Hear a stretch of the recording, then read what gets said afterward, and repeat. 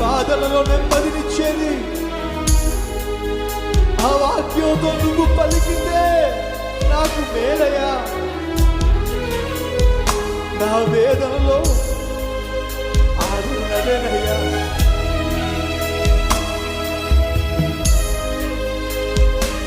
నాతో తెలుసుకోండి. నీ వాక్యమే నన్ను బ్రతికించేది, నా బాధలలో నెమ్మదినిచ్చేది. నీ వాక్యమే ప్రతి ఒక్కరూ నా బాధలలో నెమ్మదినిచ్చేది. నీవు పలికితే